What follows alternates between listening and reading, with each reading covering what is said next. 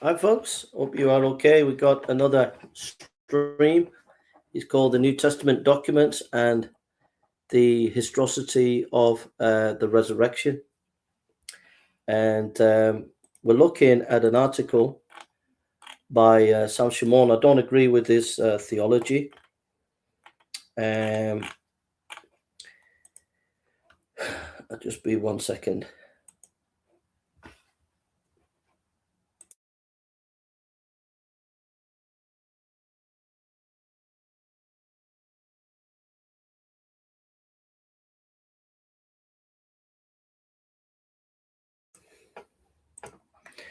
Yeah, so we'll look at the article.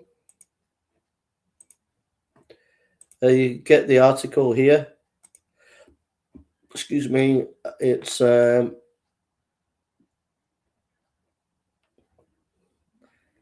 this site here, but you can get the article here. Just Google the New Testament document, The History of the Resurrection by Sam Shimon. Like I said, I don't agree with Sam Shimon's theology and the way he conducts himself sometimes, but this article is very helpful. It says, the historicity of the resurrection is firmly rooted in the reliability of the New Testament documents. If it becomes shown that the New Testament documents are unreliable, then the case for the resurrection goes out of the window. If it can be demonstrated that the New Testament documents are historically accurate and were written down during the lifetime of the eyewitnesses to the life of the resurrection of Jesus, then the truth claim of Christianity is affirmed. External evidence would include the number and dating of available New Testament manuscripts, as well as archaeological evidence that serves to affirm or debunk the early composition of the New Testament.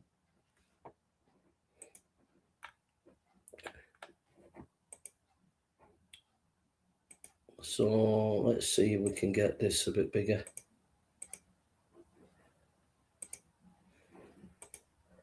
Is that a lot better? Yeah, so that's a lot better. Okay. We have today in our possession 5,300 non-Greek manuscripts of the New Testament, another 10,000 Latin Vulgate, 9,000 other early versions, giving us more than 24,000 manuscript copies of portions of the New Testament today. Taken from McDowell's Evidence That Demands a Verdict, Volume 1, page 1972,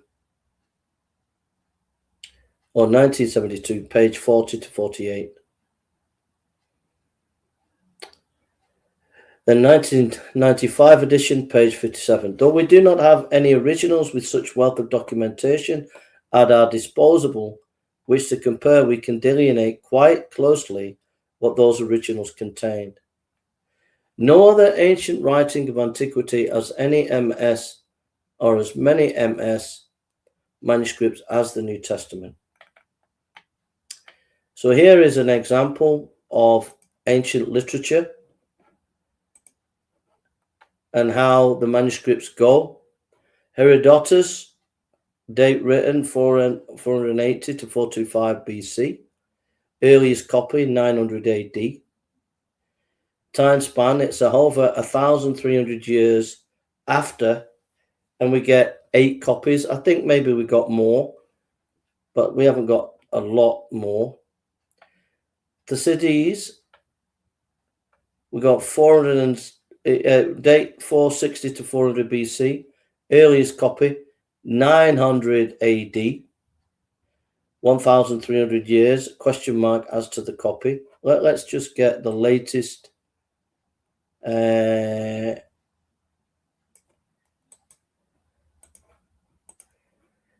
get the latest copy here for that.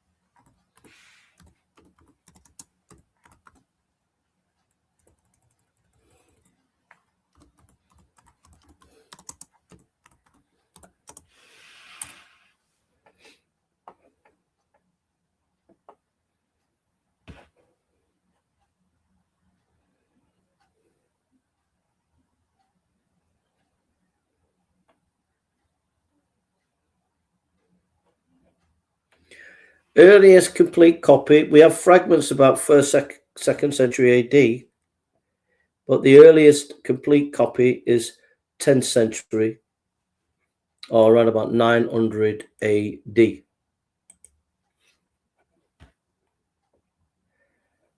Aristotle, philosopher, 384 to 322 BC. Earliest copy, 1,100 years. 1,100 AD. Time span, 1,400 years. We have 5 copies. I think these numbers 5 will be like a bit more, but not much more. Caesar's History, written 100 to 44 BC. Earliest copy, 900 AD. 1,000 years later, 10 copies. Like I said, more copies. Probably have more copies now. Pliny, 61 to 113 AD. Time span 150 AD. Earliest copy 150 AD. 750 years, 7 copies. Again, we have more copies. And then we go for Tacitus, Greek history, 100 AD. Earliest copy, full copy, 1,100 AD. 1,000 years, 20 copies. And I would say a bit more in each one of them in today, right? So now we go to, God bless you, folks. So now we go to, let's,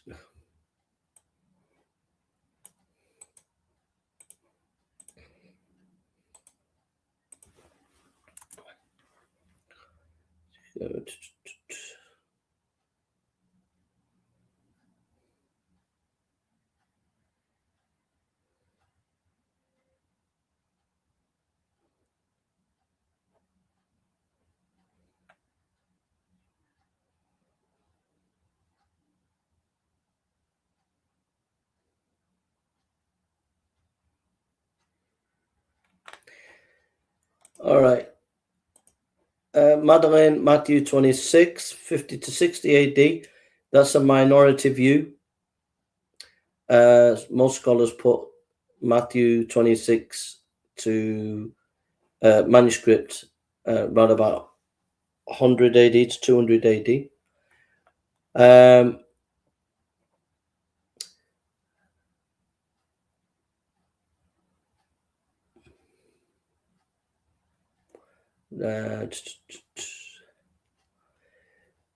We have a small fragment of the Gospel of John, 90 AD, written. The manuscript's 130 AD, so it came 40 years after. The Bodmer Papyrus 2, 90 AD. One about copy is 150 to 200 AD, 60 to 110 years after. The Chesti Beatty Papyri, 1st century written, and the copy is 200 AD. That's 150 years. The Diatrasion, 1st century, 200 AD, first copy, and that's 150 years. And then we have Codex Vaticanus, 1st century, Codex Sinaiticus, and these copies are 325 to 350 AD, which is like 300 years after, etc. So the New Testament manuscripts are 5,300, 10,000 Latin Vulgate, 9,300 others, 24,000 copies. The manuscript portions of John's Gospel located in John's Ryland Library of Manchester, England, believed to be the oldest known fragment of the New Testament, dated 130, within 40 years of the original. The Lucan Papyrus, situated in the Library of Paris, has been dated to the 1st or early 2nd century, so predates the John Papyrus by 20-30 years. Time April 26, 1996, page 8. So what it's telling you is, it's not like Tacitus 1,000 years later or any other writer 1,000 years later. We're talking like 40 years, 100 years at most, we start getting manuscripts and full manuscripts, like in the 3rd century, which is like 250 years after, not 1,000 years after. Mark and Crewman. But of more important are the manuscript findings of Mark and Matthew. New research, which has now been uncovered by Dr. Thies, is published in his newly released book on the subject. Jesus Papyri mentions a fragment of the book of Mark found among the Qumran scrolls, fragment 7Q5, showing that was written sometime before 68 AD. It's important to remember that Christ died in 33 AD, so this manuscript could have been written at least within 35 years of his death, possibly earlier. I'll just put this in AI and we'll just get clarification on it. I think most scholars would disagree with that, but I agree with it. I think it's fair comment, but many scholars will disagree.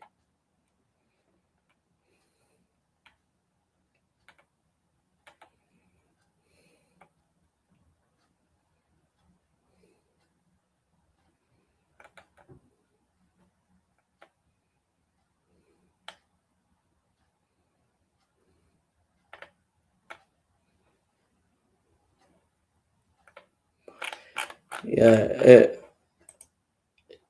his view is contested by most scholars today, but I think if you go and look at, let's look at fragment. Let's look at the fragment.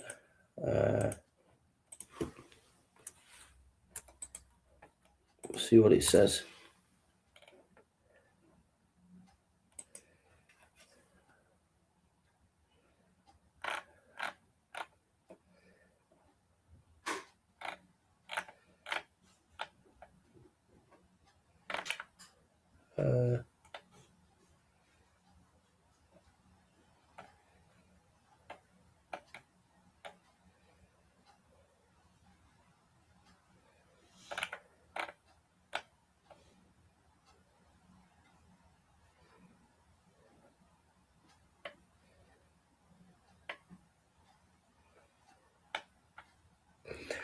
So there are scholars like Spanish papyrologist Jesuit Jose O'Callaghan believed it was of the New Testament, some part of the New Testament.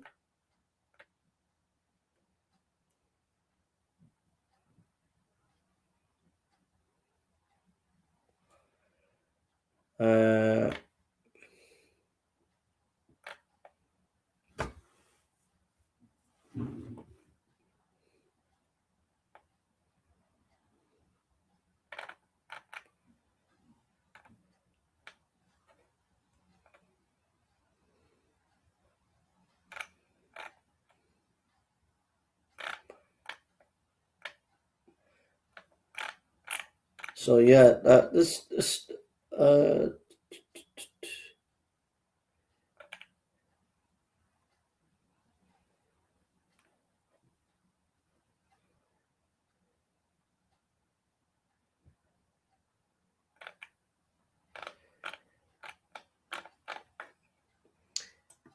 yeah, I've just looked at the parchment. Let me just give you, put this in chat. This is looking at the fragments. What I'm looking at.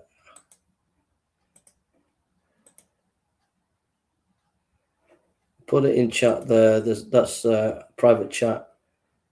And if anybody wants this article, I'll put it in private chat.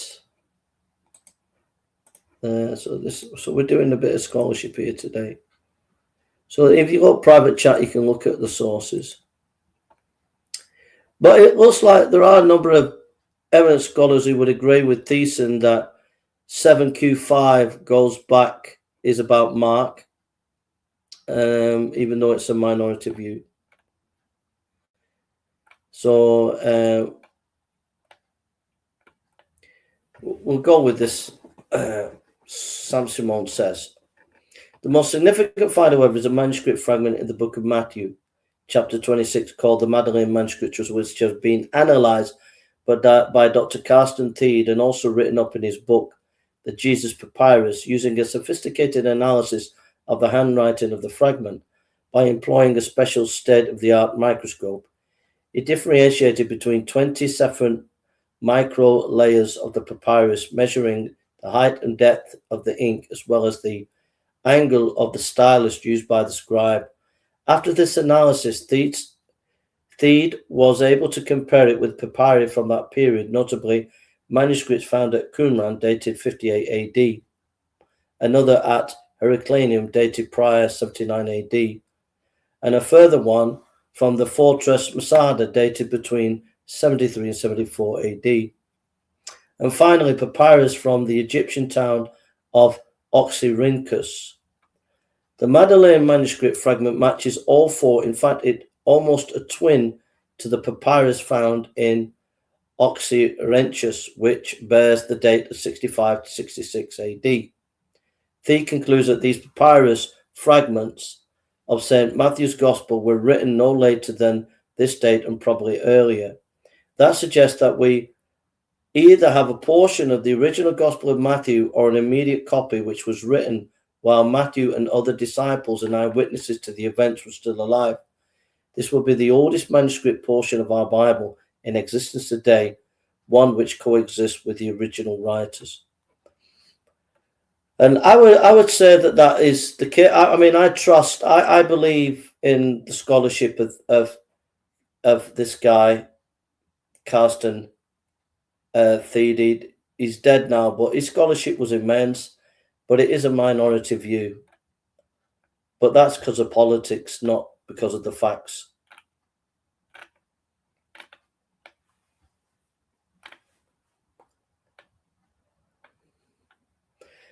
José O'Callaghan, a Spanish Jesuit paleographer, made headlines around the world in March 1972, when he identified a manuscript fragment from Qumran, a piece of the Gospel of Mark. The piece was from cave. 7 fragments from this cave had previously been dated between 50 to 50 AD, hardly within the time frame established for the New Testament writings. Using accepted methods of papyrology and paleography, O'Callaghan compared the sequence of letters with the existing documents and eventually identified 9 fragments as belonging to one Gospel, Acts, and a few epistles. Some of these are dated slightly later than 50, but still early. So these are the dates. So these are early fragments that scholars contest, but they're in the 50 AD range, 70 AD range. Both friends and critics acknowledge that if O'Callaghan's conclusions will revolutionize New Testament theories, even if some of these fragments are from the New Testament, the implications for Christian apologetics are enormous. Mark and Acts must have been written within the lifetime of the apostles and contemporaries of the events. There would be no time for mythological embellishments of the records.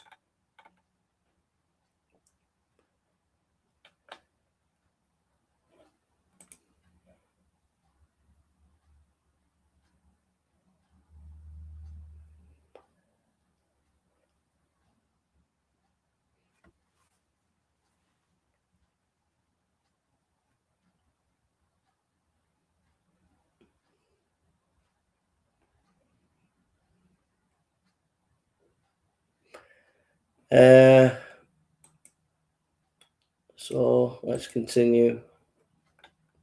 That's a bit complex scholarship there, but you can go and look into that. Of the 4 Gospels alone, there are 19,368 citations by the Church Fathers from the late 1st century on.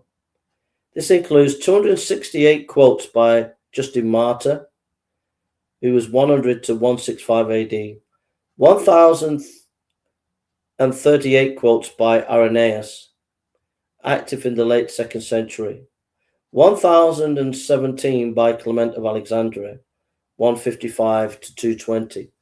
9231 by Origen. He was around in 185 to 254.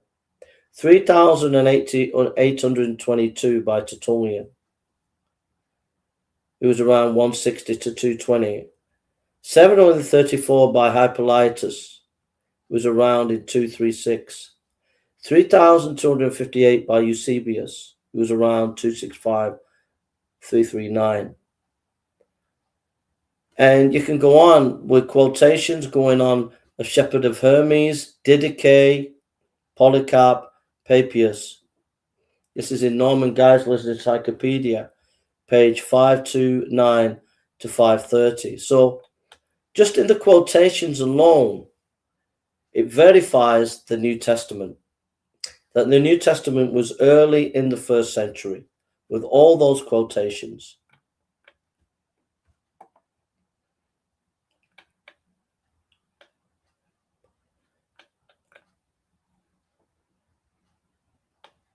Some critics have tried to debunk the New Testament documents due to the variant readings that exist between the MS.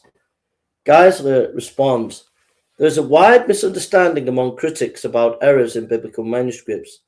Some have estimated there are about 200,000 of them. First of all, these are not errors but variant readings, the vast majority of which are strictly grammatical. Second, these readings are spread throughout more than 5,300 manuscripts, so that the variant spelling of one letter in one verse is 2,000 manuscripts is counted as 2,000 errors. Textual scholars Westcott and Hall estimated that only 1 in 60 of these variants have significance. I don't respect Westcott and Hall, but that's on our side. That's good. This would leave at least 98.33% pure. Philip Chaff calculated that of the 150,000 variants known in his day, only 4,000 changed the meaning of the passage. Only 50 were of real significance, and not even one affected an article of faith or precept of duty, which is not abundantly sustained by other and undoubted passages or by the whole tenet of Scripture itself. Philip Chaff, page 177. So if you look at all the manuscripts and all the textual variants, it's not a major problem at all, you know. Geisler's Encyclopedia, page 532, 533. Most other ancient books are not so well authenticated. New Testament scholar Bruce Metzer estimated that the Mahabharata of Hinduism is copied with only about 90% accuracy, and Homer's Iliad with about 95%. By comparison, he estimated the New Testament is about 99.5% accurate in the copying. Well, that is pretty amazing, really, to be honest. B.F. Westcott and F.J. Hort, who I'm not too great fans of, but will read, the editors of the New Testament in Origen's original Greek, commented, if comparative trivialities such as change of order, the insertion or omission of the article with proper names, and the like are set aside, the works, in our opinion, will subject to doubt can hardly amount to more than 1,000th part of the Old New Testament. Sir Frederick Kenyon states, no unbiased scholar would deny that the text that has come down to us is substantially sound. Kenyon, the Bible, in McDowell's Evidence, page 49. Kenyon rightly concludes it cannot be too strongly asserted that in the substance of the text of the Bible is certain, especially in this case with the New Testament. Sir Frederick J. Kenyon, Our Bible and the Ancient Manuscripts, cited in McDowell's Evidence, is page 45. F.F. Bruce says the evidence of our New Testament writings is ever so greater than the evidence of many writings of classical author, and the authenticity of which no one dreams of questioning. And if the New Testament were a collection of secular writings, their authenticity would generally be regarded as beyond doubt. F.F. Bruce, The New Testament Documents, Are They Reliable? IVP Press, page 1998, page 15.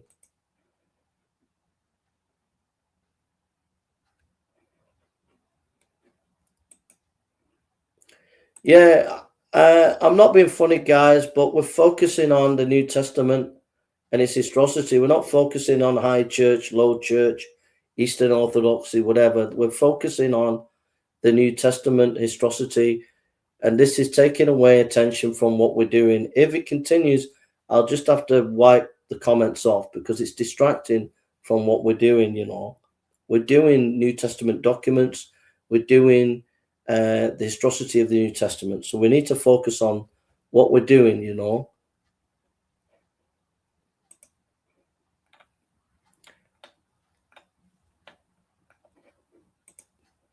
In fact, I'm going to take the comments off.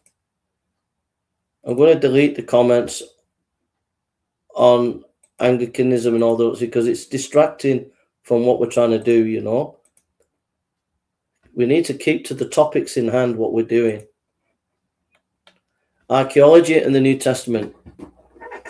Independent archaeological research has solidified the authenticity and the historical reliability of the New Testament. Some of the discoveries include Luke refers to Lysania as being the tetrarch of Albany, the beginning of John the Baptist's ministry, in AD 27 AD, in Luke chapter 3, verse 1. Historians accuse Luke of being in error, noting that only Lysanias known was the one killed in 36 BC. Now, however, an inscription found near Damascus refers to the freedman of Lysanias, the tetrarch, and is dated from 14 to 29 AD. So Luke has been shown to be right and accurate.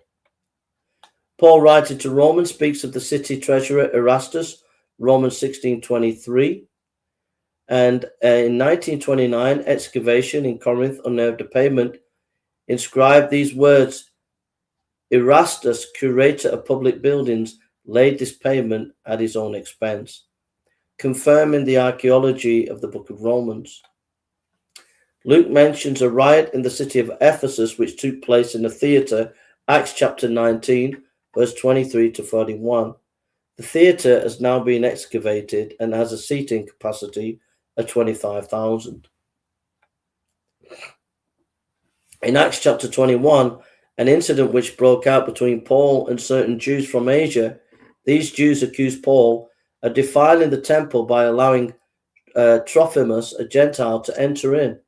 In 1871, Greek inscription were found, now housed in Istanbul, which read, "No foreigner may enter within the barricade which surrounds the temple and enclosure.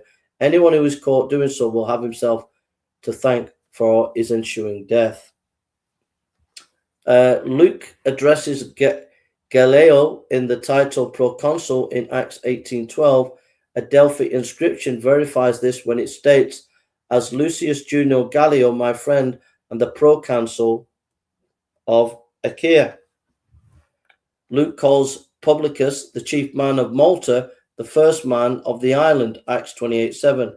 An inscription now found to confirm Publicus as the first man. In John McDowell, the best of John McDowell already defends page 110 to 11.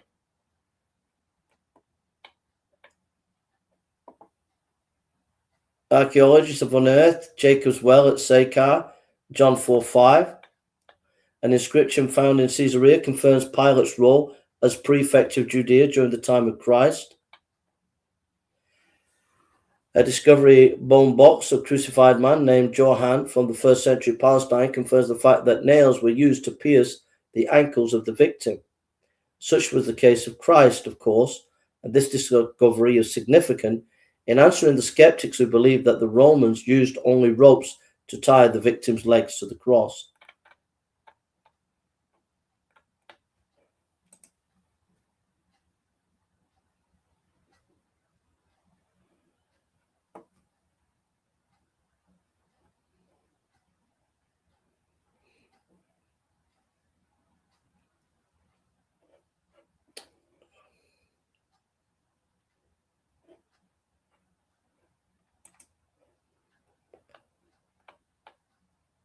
So So now we're looking at Luke the Great Historian.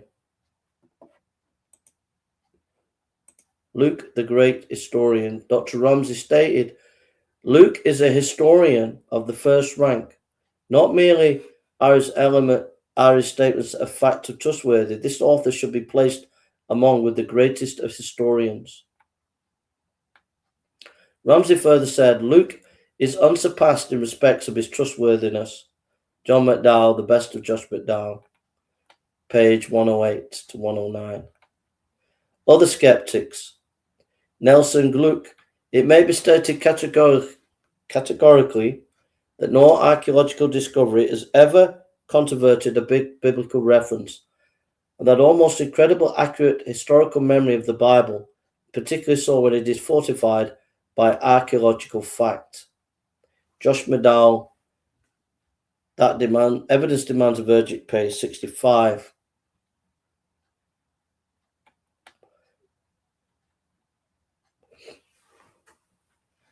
I listened to him when he was at Temple Emmanuel in Dallas.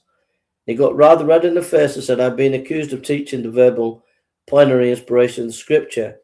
I want to be understood that I've never taught this. All I have ever said is that all my archaeological investigation, I have never found one artifact of antiquity that contradicts any statement of the Word of God.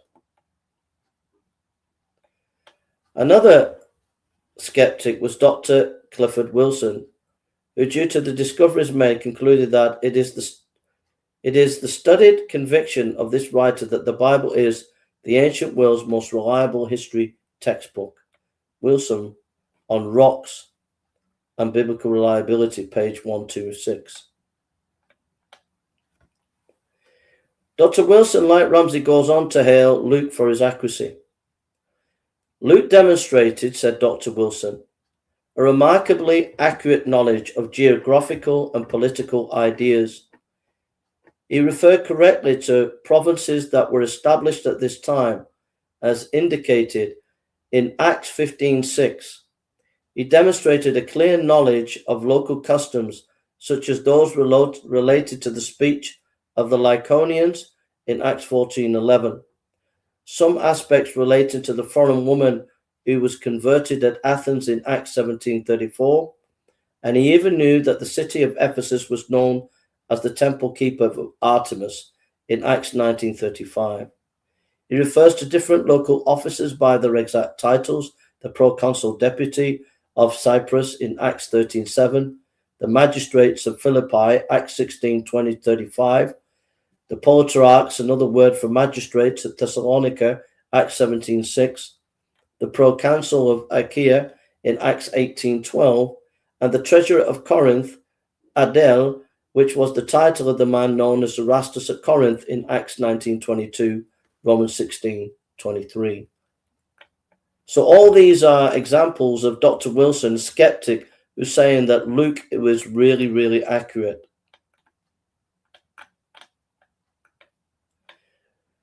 Wilson's statement again, those who know the facts now recognize the New Testament must be accepted as a remarkably accurate source book, page 120.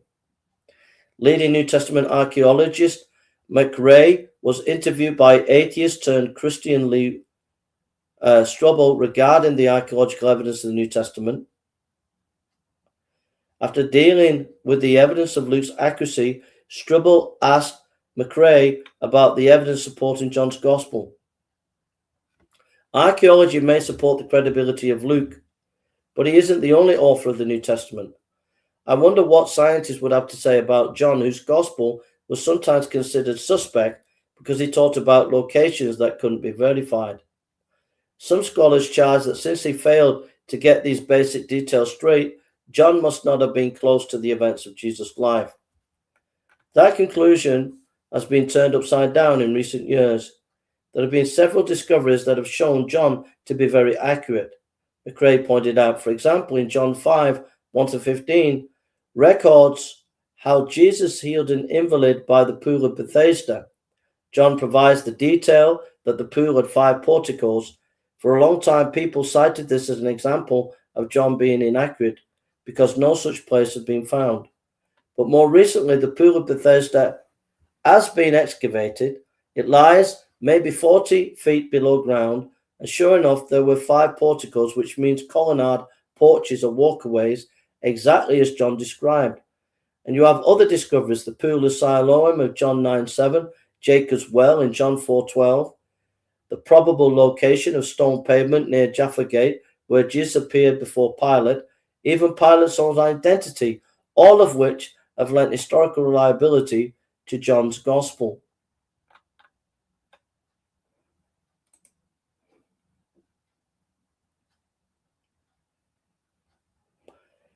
So let's just recap a little bit of where we've got to here, and then we'll come back to this in a minute. But let's just go back. We looked at manuscript evidence of ancient copies of like Herodotus and things like that. An average of 1,000 years, we get a copy, and we saw that we get copies, like full copies, within 300 years. But we have even little scraps, even going to 50 AD. These are, many scholars do not agree with this, but there is evidence to show that that is the case.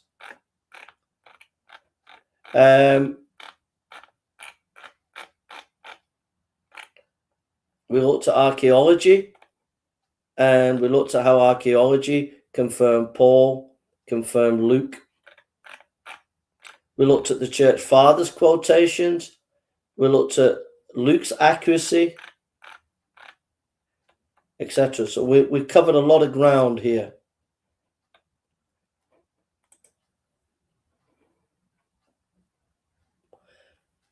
Hi, Lewis. God bless you, brother. So I know this is a deep. If you don't want deep, you can go to the Bible study I just did on persecution. That's like more easy study. This is a bit more deeper. It's a bit more scholarly. So we've seen the accuracy of Luke. We see the accuracy of John. It's like showing you how the New Testament is reliable. So internal evidence. Eyewitnesses. Luke chapter 1, verse 1 to 4.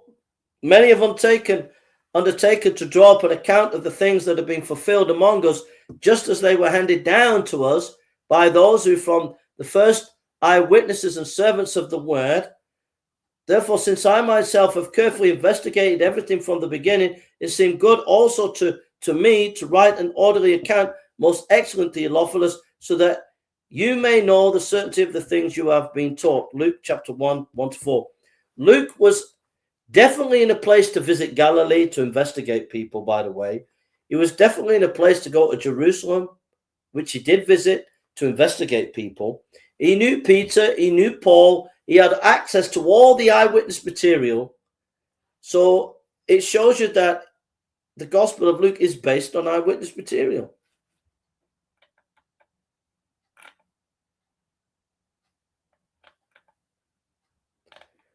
So Luke knew Paul. So if you notice here in Acts chapter 21, verse 20, it says, and we had torn ourselves away from them. We put out to sea. We sailed to, we landed, we left, we continued. The we passages show that he was following Paul. So he knew all that Paul knew. He also met Peter. And he also knew Mark. Acts 12:12. When this had dawned on him, he went to the house of Mary, the mother of John, also called Mark. So he knew other disciples. Yeah, he was able to get information about Jesus.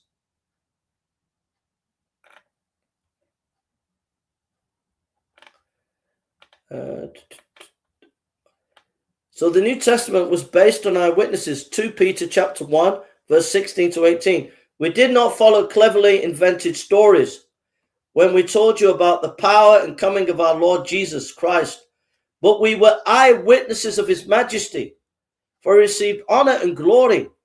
So they were eyewitnesses. The apostles were eyewitnesses to Jesus. 1 John chapter 1, 1 to 4. It says, that which was from the beginning, which we have heard, which we have seen with our eyes, which we have looked on at our hands and touched. They saw Jesus. They verified it. It was based on eyewitnesses.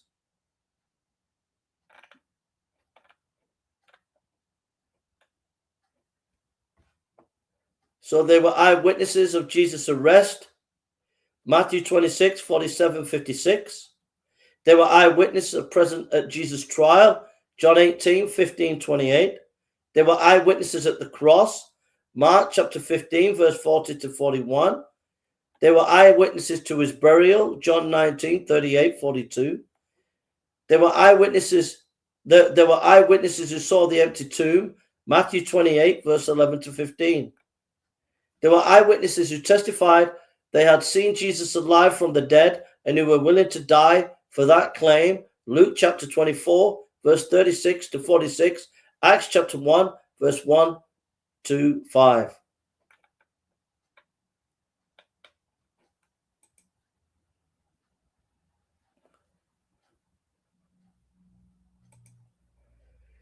So what about the dating of the Gospels? The Gospels furnish evidence that attests to the fact that some of the books were definitely written before 70 AD. Mark, the Gospel of Mark mentioned the high priest among priests without naming him. Mark 14, verse 60 to 63. According to other writers, the high priest at the time of Jesus' public ministry was Caiaphas. Matthew 26, 57. Caiaphas was a high priest from AD 18 to 37. This presumes that Mark's audience would have automatically known to which high priest he was alluding to, affirming that the tradition underlying this gospel is very early, possibly no later than AD 40. That's a brilliant piece of argumentation there. That is absolutely brilliant. So basically, Mark didn't mention who the high priest was, because those who were reading would have known who he was. Absolute brilliant. 540 AD date because of that. Mark also mentions Alexander and Rufus and presumes that his audience would know who the gentlemen were. A certain man from Cyrene, Simon, the father of Alexander and Rufus, was passing by on his way in from the country, and they forced him to carry the cross. Mark 15:21. Church tradition indicates that Mark composed the gospel in Rome. Interestingly, Paul, in his letter to the Romans, dated approximately AD 57, mentions a person named Rufus. Great Rufus, chosen in the Lord, and his mother, who was Greet Rufus, chosen in the Lord, and his mother, who has been mother to me too. Romans 16:13. So the date for Luke. The consensus of New Testament scholarship agree that Luke and Acts were authored by the same person. A great portion of the book of Acts centers on Jerusalem, the temple, and Paul's conversion and his missionary activities. The author also mentions the death of Stephen in Acts chapter 7, verse 51, and Acts chapter 8, verse 1, and James, the brother of John, Acts 12:2. Interestingly, the author does not mention the death of James, the brother of the Lord, AD 62, and Peter, AD 65 to 68, and he doesn't mention the death of Paul, AD 67-68. Also does not mention the burning of Rome and the persecution of the Christians, AD 64, or the destruction of the temple, AD 70, but ends at Paul's imprisonment about AD 63. It seems rather strange that the author would close to omit such information had he been writing after these events had already taken place. This seems to strongly support the fact that the book must have been written no later than AD 63. The fact the Apostle Paul actually quotes the Gospel of Luke, for the scripture says, "Do not muzzle an ox while it's treading out the grain, and the worker deserves its wages." Paul quotes Deuteronomy 25:4, and the second quote is from Luke 10, verse 7. Paul quotes Luke and places it on the same level of the authority of Moses' writings. The consensus of scholars agree that Luke was the last of the synoptic gospels to be written, implying that all three were in circulation at the time of Paul's writing, which some scholars date approximately 61 to 65 AD. This argues the fact that Luke must have been written between 55 to 60 AD, with Acts shortly following.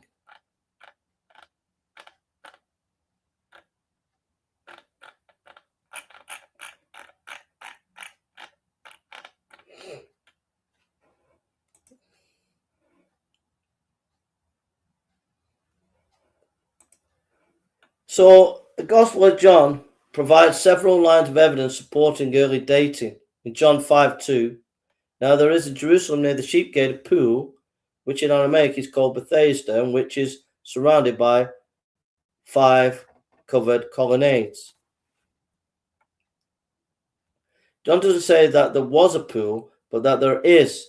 This suggests that John's Gospel was written before the destruction of the temple.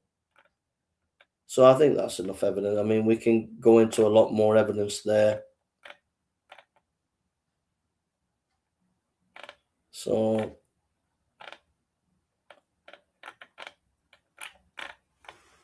excuse me.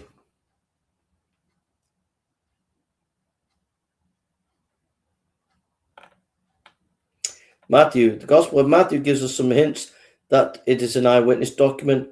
One such hint comes from Matthew 27:3-8.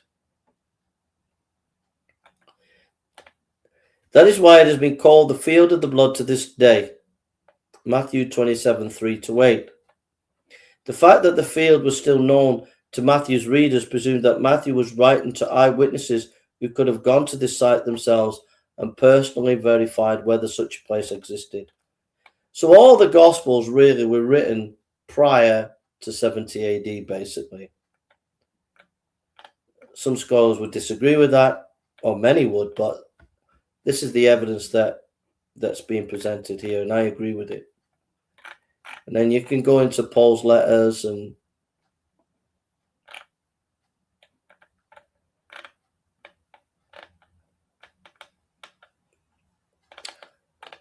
so all the evidence then for the crucifixion and the burial and the resurrection of Christ. Told you it'd be a scholarly video, this. The oldest traditions attest to Jesus was buried 1 Corinthians 15:4, a tradition underlying Mark. John A.T. Robinson, himself a liberal, admits that the burial of Jesus is one of the best attested facts on the historical Jesus. In refutation of those who denied the entombment of Jesus, Robinson stated that the burial of Jesus is one of the earliest and best attested facts about Jesus, the human face of God, page 1973, page 131. On the first Easter Sunday, a group of women found the tomb of Jesus empty. There are a number of reasons why most scholars accept this as a fact. The empty tomb story is found in the oldest Christian traditions, such as Paul, 1 Corinthians 15:3-5. The discovery of the empty tomb lacks any legendary embellishment. The Gospels do not record how Christ rose from the dead, but simply state that the tomb was found empty. Jacob Kremer, an Austrian specialist in the resurrection, stated that by far most scholars hold firmly to the reliability of the biblical statement concerning the empty tomb. But notice, why would you choose women to be the first to have seen the resurrection? Because women were only worth 2 women to 1 man in court. 3. On multiple occasions and under different circumstances, various individuals and groups experience appearance of Jesus being alive after his death. 3 specific reasons universally accepted by New Testament scholars supports the fact that these appearances did occur. The list of eyewitnesses of Jesus post-resurrection appearances, as quoted by Paul, guarantees that appearances occurred, 1 Corinthians 15:5-7. This is based on the fact that the great majority of these witnesses, nearly 500, were still alive when Paul wrote. The gospel tradition provides multiple independent attestation for the appearances of Christ. Researchers have discovered certain signs of historical credibility in specific appearances. The unexpected activity of the disciples fishing prior to Jesus' appearance by the Lake of Tiberias, and the conversion of James and Paul, who were skeptics.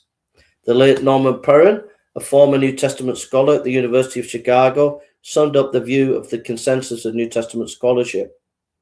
The more we study the tradition with regard to the appearances, the firmer the rock begins to appear upon which they are based.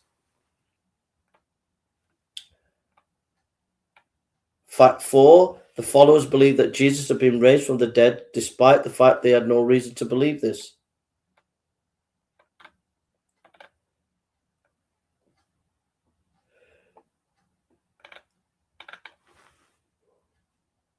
Excuse me. And then what the church thought of the books, the New Testament. Origin, 225 AD. In addition, for the proof of our testament, we take the testimonies from which is called the Old Testament and that which is called the New, which we believe to be divine writings.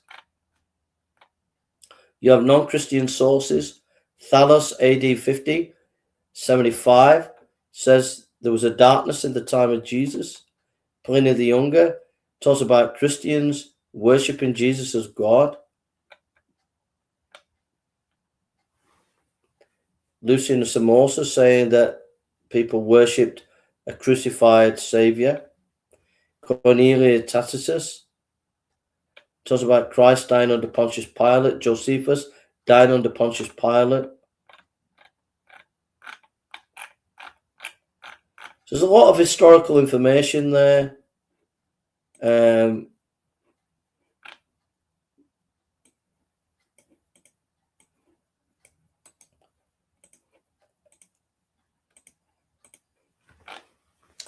I mean, this has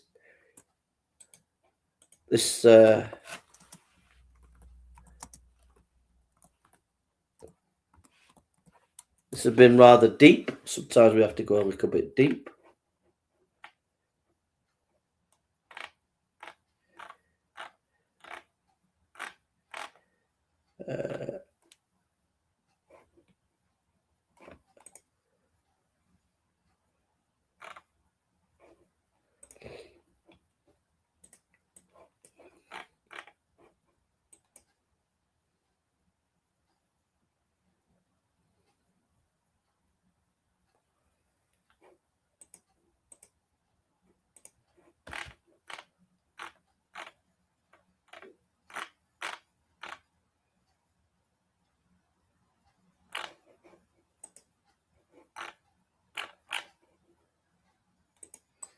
So this is the article. You can, I'll put it in,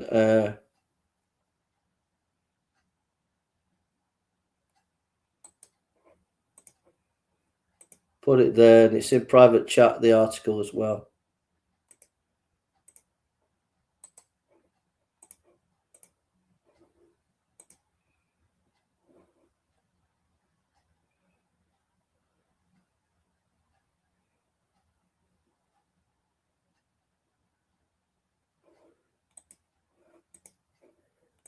So,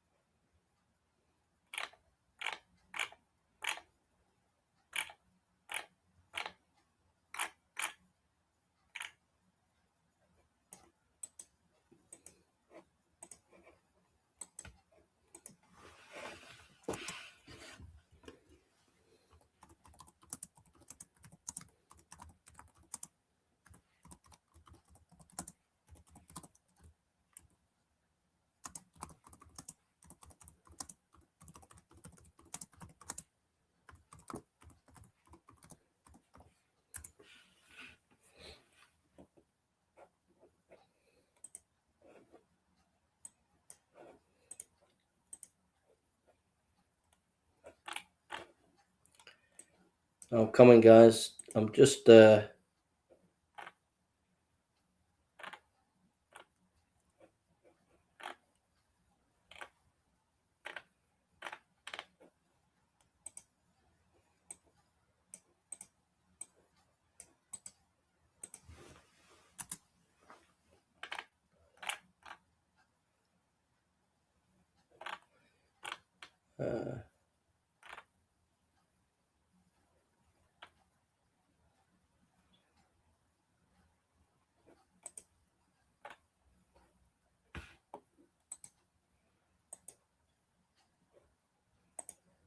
so if you go on YouTube now, on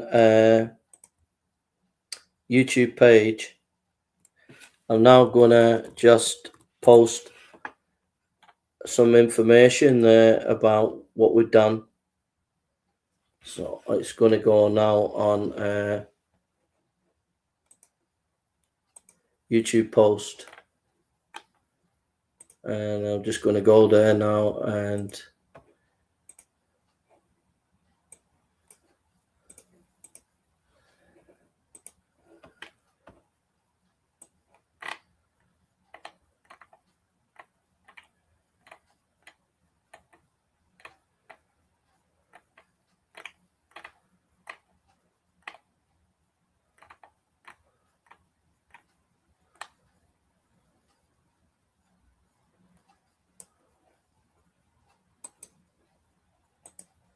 so I'm just going on and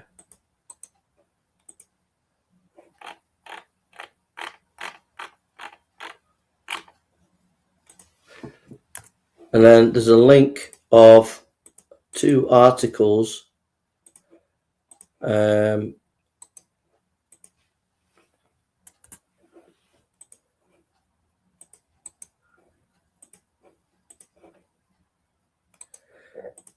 so I just post an outline of what we've just done on the YouTube post.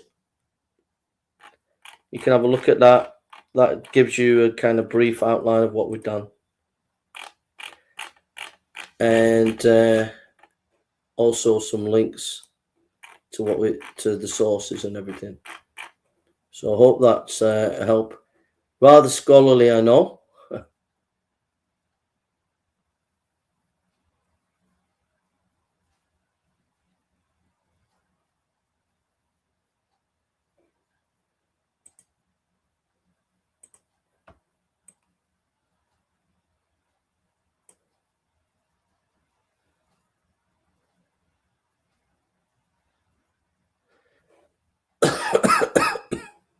So there we are.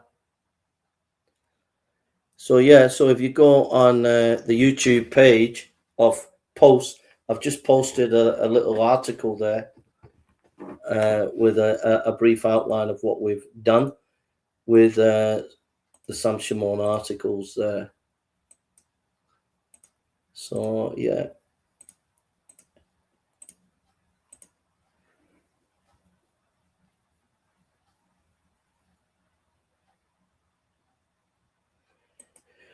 Yeah, it's strange because Philo actually confirms a lot of things, so